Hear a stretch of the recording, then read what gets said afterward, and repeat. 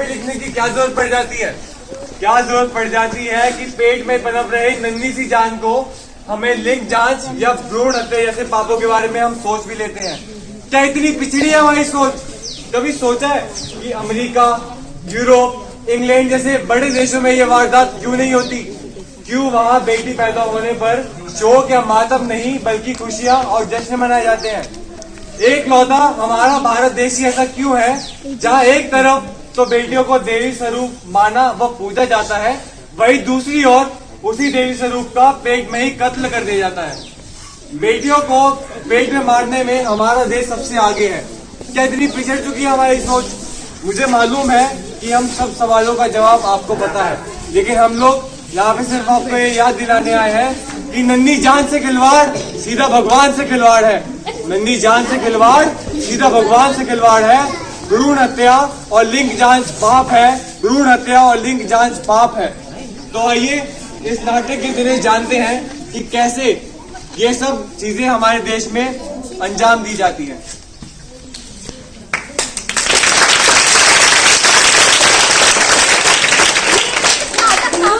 है। सुन बेटा जरा इधर आ। मामा बताओ। सुनने में आ रहा है तेरी बीवी तीसरी बार पेट से है। ऐसा है क्या? बुलाओ इंदु को। इंदु, इंदु। हाँ जी बोलिए। माँ क्या कह रही है? तीसरी बार पेट से हो तुम। एक बात ध्यान रखना, इस बार खानदान को उसका चिराग नहीं मिला। अपने बाप को बुलाना, सामान उठाना और निकल जाना है यहाँ से, ठीक है? आप ऐसा क्यों बोल रहे हैं? ऐसा नहीं बोलो तो कैसा बोलूं? रेस लेते तुम मेरे प्यार का। 2 बेटी पहले से। हाँ हाँ तभी तो भगा के लेके आया था इसको। आप जानते हैं ना ये ना मेरे हाथ में है ना आपके। वो सब मुझे नहीं पता। मुझे बेटा चाहिए, मुझे बेटा चाहिए। छोड़ दीजिए, कुदरत के फैसले आप किसी के हाथ में नहीं होते। ऐसा होना ज्यादा जबान मत लड़ाई कर, ठीक है? जबान का ठीक मंगवाऊंगा यही। क्यों पापा इस समय में लड़की और लड़का एक समान है कि पापा हम बेटी आपके घर की चिराग नहीं बन सकती? लड़कियाँ एक मांगी जाती हैं। मुझे नहीं पता था पापा आप कितनी जल्दी सोच रही है। हाथ में ठीक मंगवाऊंगा मैं के साथ तुझे भी। बेटा एक काम करते हैं, इसके पेट में जो बच्चा पल रहा है उसका लिंग जांच करवा लेते हैं। हाँ तो लिंग जांच तो करवाएंगे ही। हमें तो पता चले खानदान में खुशी आ रही है कि बदनसीबी आ रही है। तो नाटक के इस भाग में इंदु को डॉक्टर के पास ले जाया जाता है। इंदु, जी डॉक्टर के पास चलना है। लेकिन क्यों? वहां चल के बताऊंगा क्यों। सवाल मत करे जाता। डॉक्टर। हाँ जी बोलिए। ये बीवी है मेरी, इसके पेट में पल रहे बच्चे का लिंग जांच कराना, लड़का है कि लड़की? ये आप क्या कह रही है? गैर कानूनी अपराध है। अरे सुन, ज्यादा गैर कानून मुझे पता क्या कानून है क्या गैर कानून है, ठीक है? देखो मुंह मांगे पैसे दूंगा। ठीक है आप इंतजार करिए, मैम आप हमारे साथ हैं। जय हिंदू। बहुत सरल है पेट में करना मुझको वार। हिम्मत है तो ये माँ मुझको पैदा करके मार। सर रिपोर्ट आ गई, मुबारक हो आपके घर में लक्ष्मी आ रही है। लक्ष्मी? 2 लक्ष्मी लेके अंबानी बन गया मैं पहले से। गिरा दे बच्चे को, नीचे बच्चा। ये आप क्या कह रहे हैं? आपने सिर्फ मुझे लिंग जांच करने के लिए कहा था, अब आप मुझे कह रहे हैं भ्रूण हत्या करने के लिए? अरे सुन, प्रधान है हम काम के, ठीक है? जिसने कही हुआ बच्चा गिरा दे, मतलब गिरा आग लगा दूंगा तेरे हॉस्पिटल में। मतलब कहीं मुंह मांगे पैसे दूंगा तुझे। गिरा दे बच्चा। वो डॉक्टर सुन, जो मेरा बेटा कह रहे हैं ना वही कर। ठीक है आप सोमवार को आइएगा, आज नहीं हो सकता। हाँ सोमवार को आएंगे, खाली बैठे हम तो नाटक के इस भाग में क्योंकि इंदु को थोड़ा वक्त मिल जाता है, इसलिए वो गांव में एक वकील से मिलने जाती है।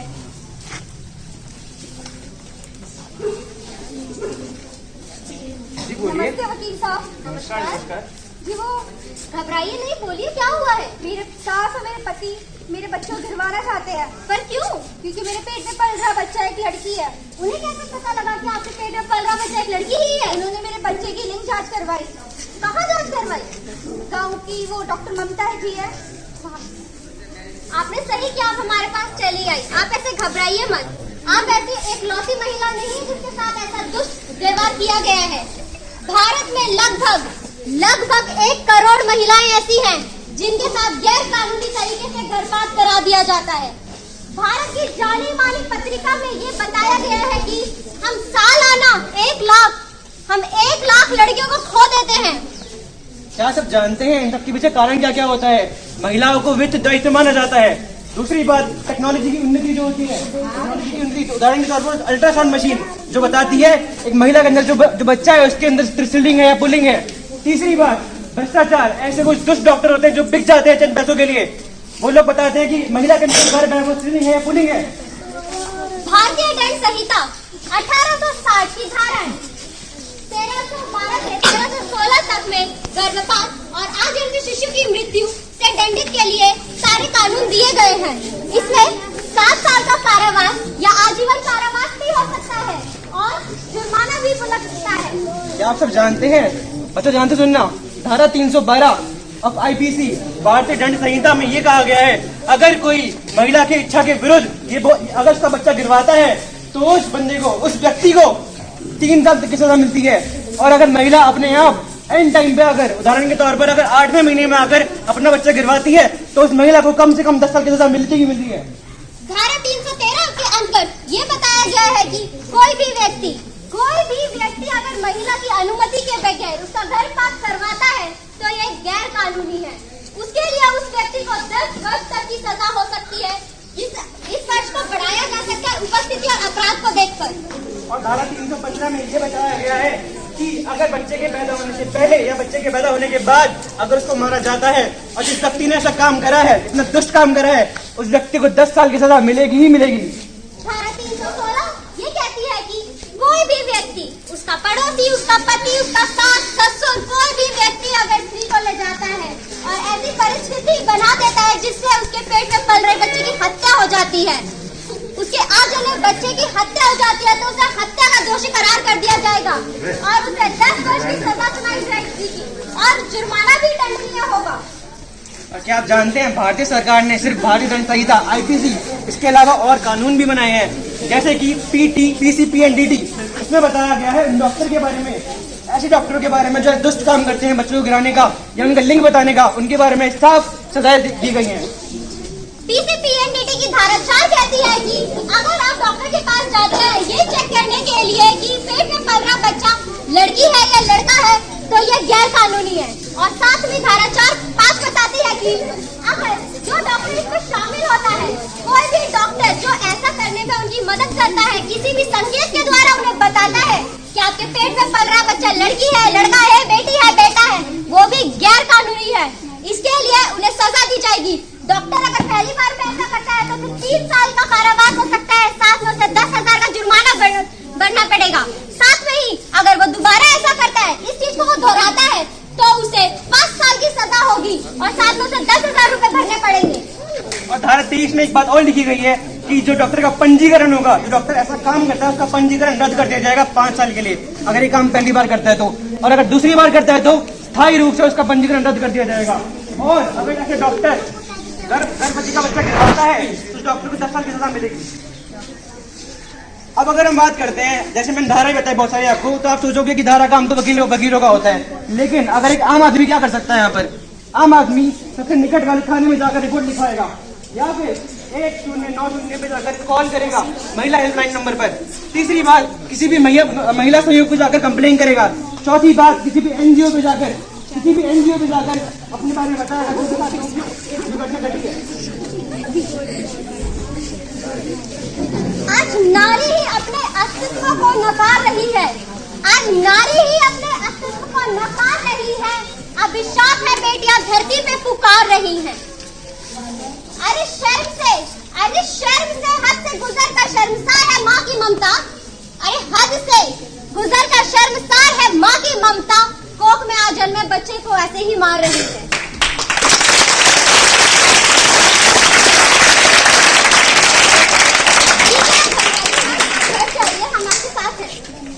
कर्नाटक के इस भाग में इंदु अपने वकील से मिलकर वापस अपने ससुराल में चली जाती है। इंदु जी कहाँ गई थी? वकील साहब के पास। वकील के पास? जी। किस लिए? अपने हक जानने। और क्या जान के आई है? कि अब मैं चाहे मरूं या जीऊं, मैं अपने बच्चा नहीं गिराऊंगी। तो तू बच्चा नहीं गिराएगी? नहीं। एक काम को दोनों बेटे बोले निकल यहाँ से। ठीक है, घर में रहने को मत। निकल चल। चलो की साक्षी। तो जैसा कि आप सभी ने अभी यहाँ पे देखा, इंदु ने अपने बच्चे को बचाने के लिए वो सबसे लड़ गई। अगर मैं आज के समाज की बात करूं तो बहुत से ऐसे लोग हैं जो भ्रूण हत्या और नील जांच जैसे पाप को करते हैं, लेकिन बहुत ऐसे भी होते हैं जो जानकारी के अभाव में इन सबका समर्थन करते हैं। अंत में मैं आप सभी को यही कहूंगी, अरे क्यों करते हो लिंग जांच जैसा पाप, अरे क्यों करते हो लिंग जांच जैसा पाप। एक बेटी को अपनाकर बनो एक जिम्मेदार बाप, एक बेटी को अपनाकर बनो जिम्मेदार बाप।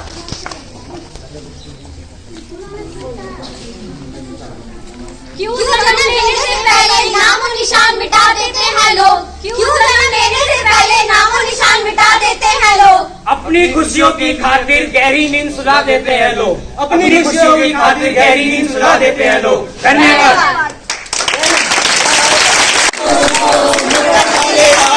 नई कहानी सुनो सुनो भाई सुनो सुनो, निकट वाले आए हैं नई कहानी लाए हैं। सुनो सुनो भाई सुनो सुनो, निकट वाले आए हैं नई कहानी लाए हैं। सुनो सुनो भाई सुनो सुनो, निकट वाले आए हैं नई कहानी लाए हैं। भाग दो बाल विवाह और दहेज प्रथा। जैसा कि आप सब जानते ही होंगे, बाल विवाह और दहेज प्रथा एक गैर कानूनी अपराध है जो कि हमारे समाज में काफी समय से चला आ रहा है। आइए आपको एक नाटक के जरिए दिखाते हैं। यहीं पे पिंकी और फूलवती बात करते हैं। अरे ओ फूलवती, तेरा लड़का जवान हो रहा है, किसी खूंटे से बांधते। अरे किससे बांधू? अरे मेरा मतलब है 17 का हो रहा है, क्या करा दे। कह तो तू सही रही है, मैं राजेंद्र के बापू से बात करके उसके रिश्ते की बात चलवाती हूँ। अब फूलवती और गंगाराम आपस में बातें करते हुए, अजी सुनते हो, अपना लाडला जवान हो गया है, इसके लिए भी कोई अच्छी सी लड़की देखकर इसका भी रिश्ता पक्का करा दो। कह तो तुम ठीक रही हो भाग्यवान, सही मौका देखकर बात चलाते हैं कहीं। अब यहीं पे गंगाराम और फूलवती किशोर जी के घर रिश्ता लेकर जाते हुए, छोटी सी प्यारी सी नन्ही सी आई कोई परी, छोटी सी प्यारी सी नन्ही सी आई कोई परी। बिमला आती हुई, अरे बिमला, ओ बिमला इधर आओ। कौन पिताजी? तुम्हारे लिए एक रिश्ता है, सुना है लड़का बड़ा सुशील और संस्कारी है, जाओ जाकर तैयार हो जाओ। क्या तैयार हो जाओ? अभी तो बस मैं 16 बरस की हूँ, मेरी 10वीं की परीक्षा भी नहीं हुई, मुझे नहीं करनी कोई शादी वादी। बेटा तेरी पढ़ाई लिखाई तो अब हो गई, अब जो पढ़ाई लिखाई हुआ वो बिया की बात कर लियो। अब फूलवती और गंगाराम किशोर जी के घर रिश्ता लेकर पहुँच गए। राम राम जी। राम राम भाई, राम राम। नमस्कार भाई साहब। बिमला इधर आओ। आए पिताजी। नमस्ते नमस्ते। लड़की के नैन नक्श तो बहुत अच्छे हैं। लड़की तो सुथरी है। चलो भाई साहब, अब काम की बात पर आते हैं। अब आपकी बेटी हमारे घर आएगी तो सुख सुविधा में कमी तो होनी नहीं चाहिए। दहेज के लिए सिलाई machine, washing machine, TV, fridge आपको देंगे ही। और लड़के के लिए 5 लाख रुपए भी, क्योंकि आखिरकार में इकलौते बेटे की शादी है। भाई साहब मैं बहुत गरीब हूँ, मेरे को और लड़कियों की शादी करनी है, कुछ रहम करिए। नहीं भाई साहब, ऐसा नहीं हो सकता, कुछ भी जुगाड़ करिए, वरना रखिए अपने बेटी को अपने पास। अब आपसी समझौते के बाद बिमला और राजेंद्र की शादी हो रही है।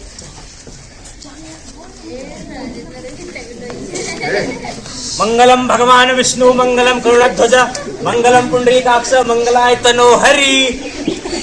यहीं पे शादी के कुछ दिनों बाद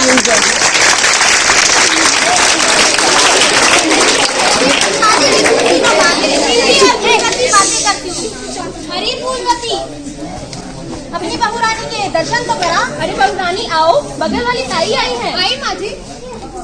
नमस्ते ताई। नमस्ते बहू। थारी बहू थारे लिए के जेवर लाई है, जरा वो तो दिखा। जेवर? कौन से जेवर? थारी बहू थारे लिए कोई जेवर न लाई, हमारी तो 2 तोले का हार लाई थी। हैरी करम चली, तू मेरे लिए कुछ ना लाई, तेरे चक्कर में मुझे पता नहीं कितने लोगों से सुनना पड़ रहा है।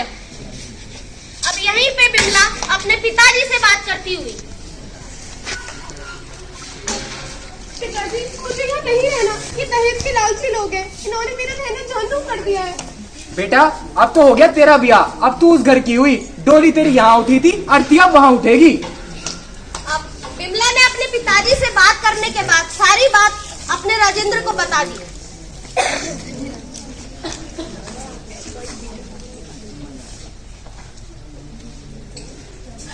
अरे ओ भिखारन, तेरे बाप से मेरी माँ के लिए एक सोने का हार न दिया गया? निकल जा मेरे घर से। इसी के बाद बिमला अब अपने सास ससुर के पास जाती हुई, मम्मी जी, पापा जी, मुझे बचा लीजिए। तू हमारे माथे का कलंक है, निकल जा यहाँ से। जा, निकल जा यहाँ से। अब बिमला एकांत में रो रही है। जैसा कि आप सबने देखा, बिमला ना ही तो अब मायके की रही, ना ही ससुराल की रही। अब बिमला अपनी आप बीती बताते हुए अपने कानूनी सलाहकारों को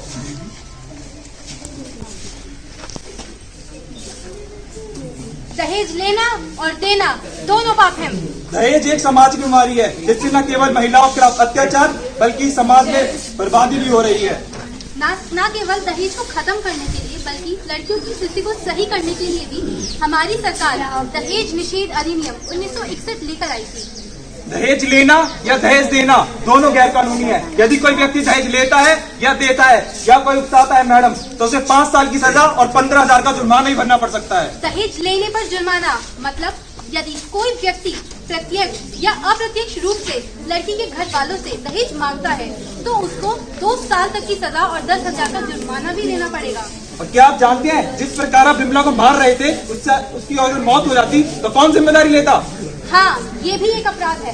भारतीय दंड संहिता के धारा 304 में ये लिखा है, अगर ऐसी मार पिटाई के दौरान लड़की की मृत्यु हो जाती है तो उसके ससुराल वालों को कम से कम 7 साल और वरना उम्र कैद भी हो सकती है। और जरा इस बात पर भी गौर करिए, एनसीआरबी के डाटा के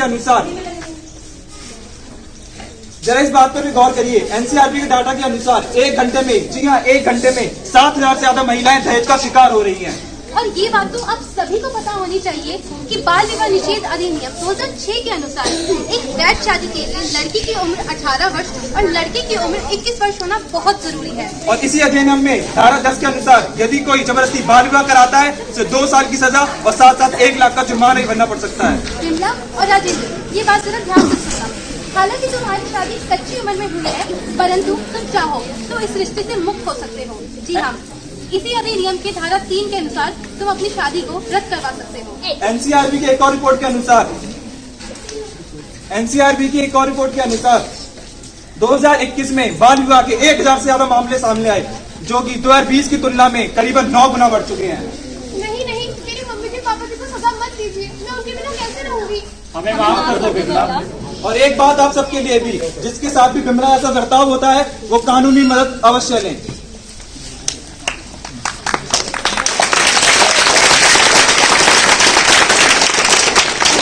गाँव में जाना है, गाँव में जाना है, बाल विवाह बंद करवाना है, बाल विवाह बंद करवाना है।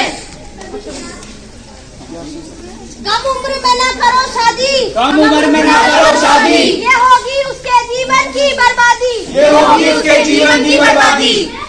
कब तक दहेज के पैसों से काम चलाओगे? कब तक दहेज के पैसों से काम चलाओगे? अगर लायक हो तो खुद कमाओगे, अगर लायक हो तो खुद कमाओगे। हम सबका है एक ही सपना, हम सबका है एक ही सपना, दहेज मुक्त हो समाज अपना, दहेज मुक्त हो समाज अपना।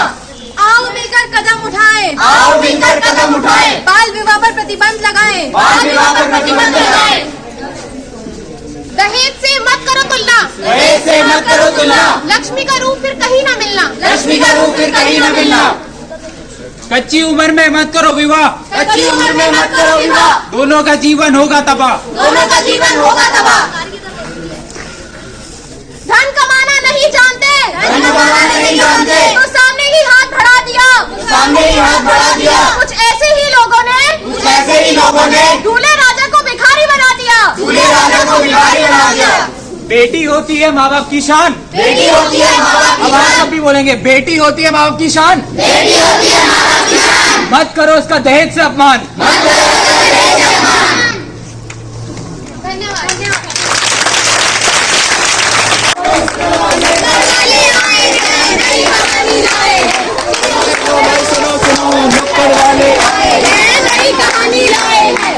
सुनो भाई, सुनो मुस्कर वाले आए हैं, नई कहानी लाए। सुनो मुस्कर वाले आए हैं, नई कहानी लाए हैं। भागती एसिड अटैक, तेजाब फेंकना एक कानूनी जुर्म है। आइए इससे रिलेटेड आपको एक विषय पे बात करते हैं। आइए आपको सुनाते हैं काजल की कहानी।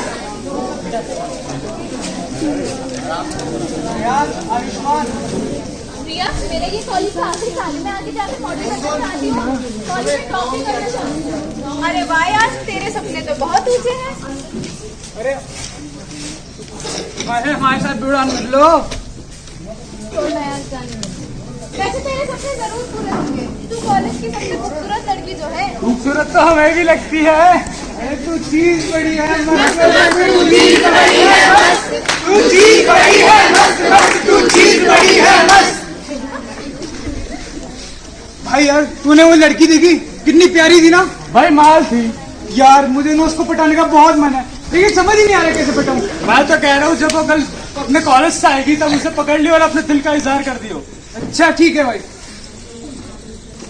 अगले दिन काजल के कॉलेज के बाहर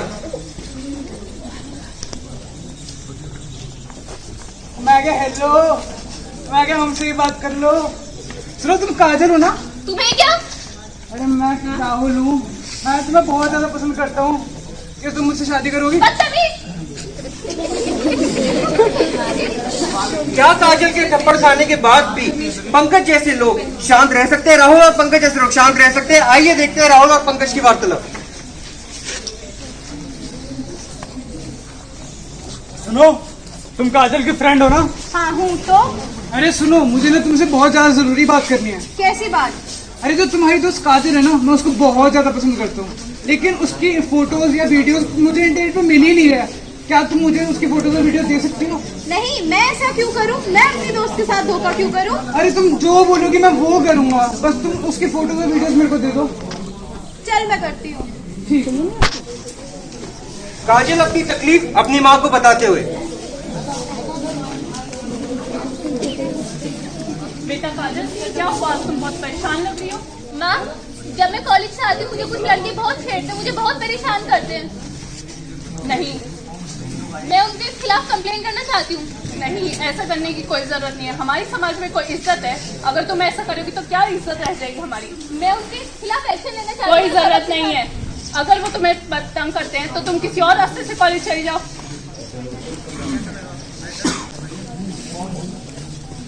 भाई भाई काजल ने मेरे को मना कर दिया, पता नहीं वो मुझसे क्या चाहती है। भाई मुझे तो लगता है कि उसे अपनी खूबसूरती पे काफी ज्यादा घमंड है। तू कुछ ऐसा कर कि उसका घमंड खत्म हो जाए। लेकिन भाई मैं ऐसा क्या कर सकता हूँ? भाई मेरी बात माने तो ये कि तेजाब पकड़ और उसके मुंह पे फेंक दे ताकि उसकी खूबसूरती पे उसकी दाग लग जाए। भाई लेकिन तू ये तेजाब कहाँ से लाया?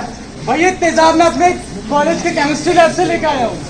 भाई क्या करना ठीक रहेगा? भाई बिल्कुल ठीक रहेगा। अगर वो तेरा अपमान कर सकते हैं तो तू उसकी खूबसूरती पर दाग लगा ताकि उसका घमंड खत्म हो जाए। ठीक है भाई। अगले दिन राहुल काजल के पास जाता है और अपनी दिल की बात करता है।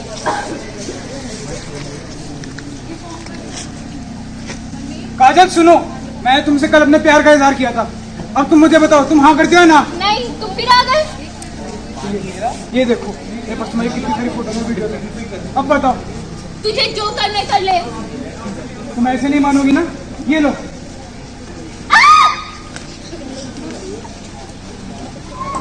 बुरा हुआ भाई, बुरा हुआ, बुरा हुआ भाई, बुरा हुआ। समाज की बेटी के साथ बुरा हुआ, समाज की बेटी के साथ बुरा हुआ। जला दिया भाई, जला दिया, जला दिया भाई, जला दिया। समाज की बेटी को जला दिया, समाज की बेटी को जला दिया।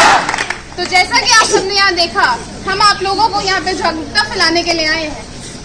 इस नाटक के द्वारा आपने देखा कि काजल को जैसे राहुल ने छेड़ा, हमारे कानून के अंदर 354D के द्वारा बताया गया है कि अगर राहुल जैसे लोग किसी भी लड़की को छेड़ते हैं तो उसकी सजा या तो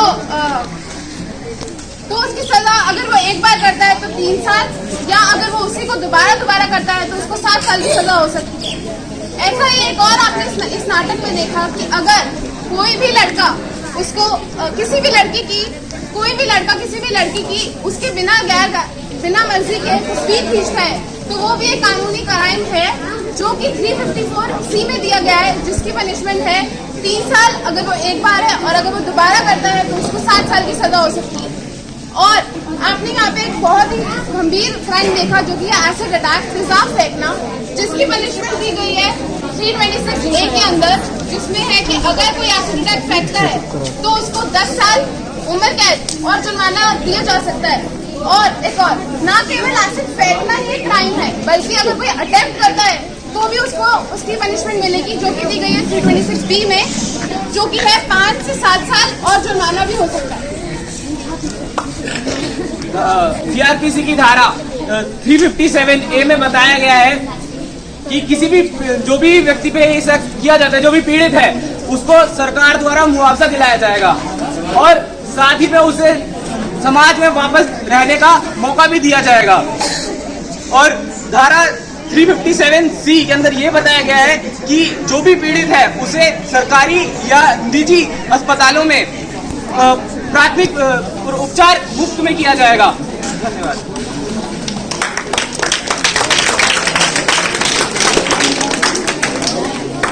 महिलाओं ने ये ठाना है, शोषण के विरुद्ध आवाज उठाना है। महिलाओं ने ठाना है, शोषण के विरुद्ध आवाज उठाना है। जब एक औरत बाहर निकलती है, तो अपने तन पे कपड़ों के साथ साथ समाज का बोझ भी लेकर चलती है। कितना अच्छा होता अगर एसिड बिकता ही नहीं। कितना अच्छा होता है, ऐसे बिकता ही नहीं। बिकता ही नहीं तो फेंका जाता भी नहीं। बिकता ही नहीं तो देखा जाता भी नहीं। अटैक उन्हीं लड़कियों पे होता है, अटैक उन्हीं लड़कियों पर होता है जो या तो पढ़ना चाहती है या बनना चाहती हैं। जो या तो पढ़ना चाहती है या बनना चाहती है। धन्यवाद।